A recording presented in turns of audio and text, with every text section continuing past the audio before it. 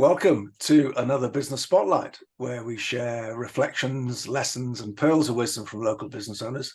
My name is Kerry James. I'm a business coach and a facilitator. And on today's Business Spotlight, I'm delighted to welcome MD and co-owner of Untapped Potential Recruitment, Claire Farley. Good afternoon, and great to have you on, Claire. Good afternoon. It's great to be here. Thank you for having me. You're very welcome. So Untapped Potential Recruitment, there's a bit of a clue in the title there, Claire, but please give us a bit of history. How long have you been working in that business and what area do you specialize in, please? So I've been working in this business now for around 17 years. Started off as PA within the business and had various different roles over the years. Started off as a sales PA, then moved into campaign manager, then head of recruitment, then company director, and now MD and co-owner. We're very different to a standard recruitment company. And how are we different? Well, the clue is absolutely in the title. Yes, we are not just looking at people with the best CVs to do the job. There's statistics out there now that say that if you have to get rid of a person within your business, it's largely not because they can't do the job. It's largely because there's a mismatch in terms of fit. And that's where we come in. So we're not only trying to find you people that can do the job from the perspective of their skills and their experience, but we're also trying to find people who fit with your organisation. And fit is all the stuff that you can't find in somebody's CV. And it's also the stuff that you can't really find when you do a one-to-one interview with people. So what do? Well, we do the standard stuff that most agencies would do. So we run an advertising campaign for you. We attract the best people that look the best on paper. But what it culminates in is an event. So we run a half-day event where we bring all the candidates together. They're all in the same room together and we test them. We test their fit as well as their skills and their experience. So as opposed to a standard interview where you're asking people a bunch of questions and hopefully they're going to get those questions right to the answers right to those questions that you're asking them, on our days, there are no right or wrong answers. So what we're doing is we're just giving people some stuff to do and seeing how they get on with it. So what you're also testing is, can they do the job? Do they look like they're the right fit for us? From the candidate's perspective, they're also getting a huge snapshot as to what it's like to work in that business for the day. So for them, it's a much fairer process as well. So it's fairer from the client's perspective. It's fairer from the candidate's perspective. It's taking the risk out of recruitment. And hopefully there's a better chance of you finding the right person for the job. And our stats, when we last measured them, were around an 86% success rate, which means that you're not having to get rid of somebody and re-recruit within the first 3 months of their employment. So that's it in a nutshell. Great, very interesting to hear, Claire. We certainly recommend a group interview approach to our clients as well. So do the candidates know it's going to be a group interview, or do they? Okay. Yeah, so we're pretty open and honest. Well, we're very open and honest and transparent about our process from the get-go. Right. We actually mention in the advert that you're going to be, if you're shortlisted, you're going to be invited to come to an event. We put the date in the advert so people can already put that date in their diary.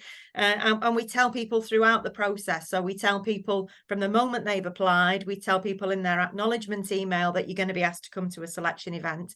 So yeah, we're really open and honest. We also advertise not just for skills and experience, we also advertise for the fit bit. So we also ask for, these are the personal qualities that you'll need to be successful in this role, as well as the skills and experience that you're going to bring. So what might be ideal or typical clients for you then, in terms of size or shape or culture or sector? Yeah.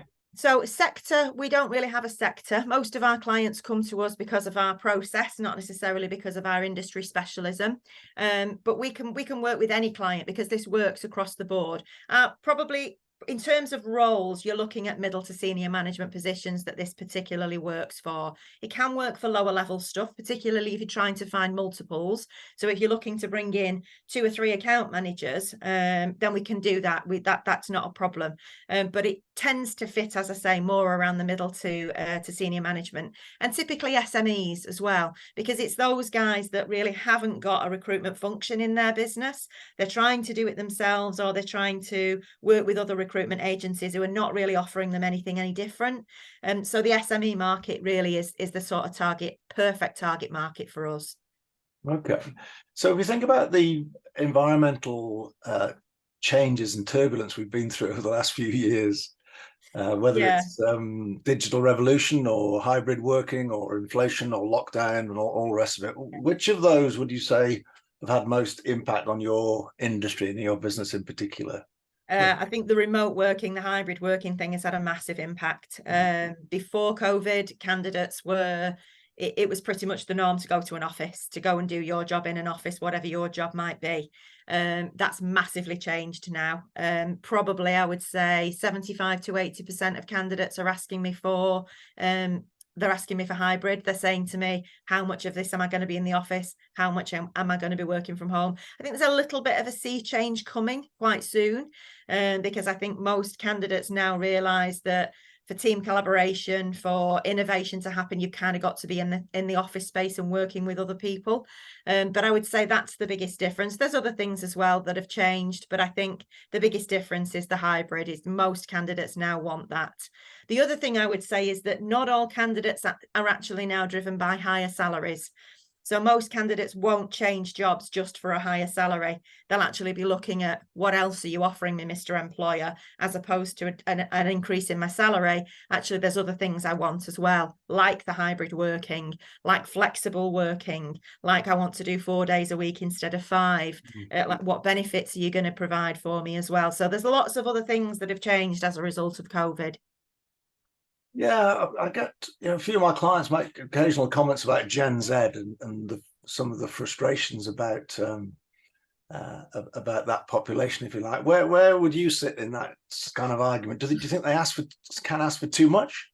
Sometimes, yes, but I think that's just true of all candidates, no matter what generation you are. I think that you're always going to get. We've had this recently with candidates who you absolutely wouldn't put them into the bracket of Gen Z, who are asking for too much. But I think that's always been the nature of recruitment.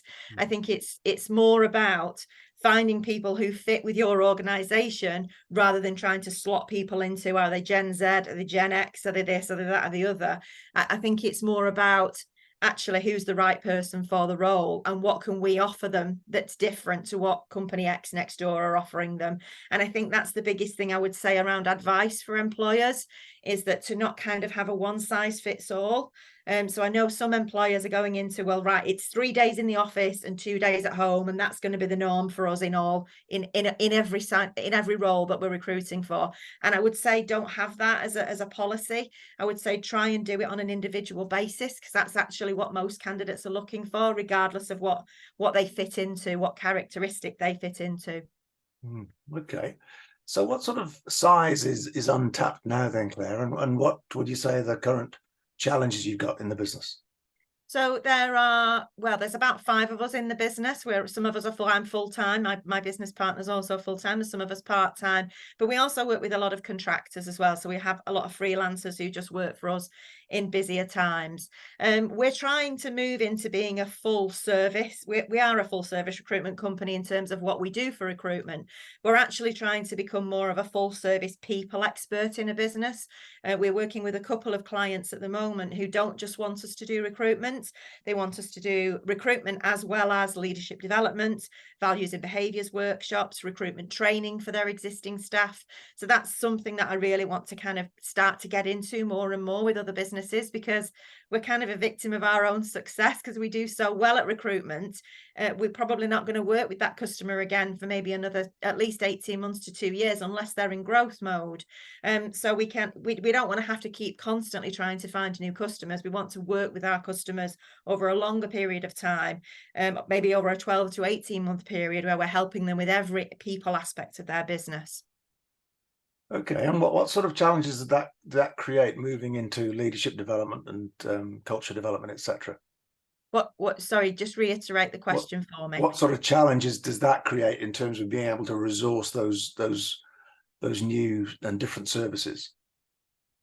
Well, it doesn't bring a lot of challenges, because we've got experts in the business. I'm an NLP qualified coach, so is my business partner. So we know we've done all this stuff before. We've done values and behaviours workshops before. We've done recruitment training before. We've got experts that we can literally touch on and say, right, we're doing this for this customer. Can you help us with that? So even if we've not got somebody employed within our business to help us with those bits, we've got people that in our network that we can help and that can lend a hand, basically. And so what about aspirations? Where do you see the business in kind of 3 to 5 years time, would you say? And what are your hopes and aspirations there?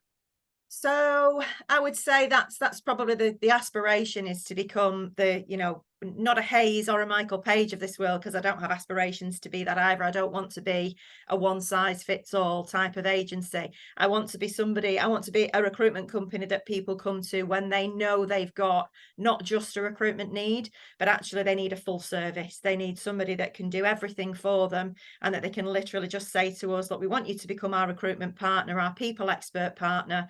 We want to work with you over a longer period of time. That's the aspiration, is rather than it just being oh, we've got a marketing manager, we need you to recruit for us, and then we probably won't work with you again for another 12 to 18 months.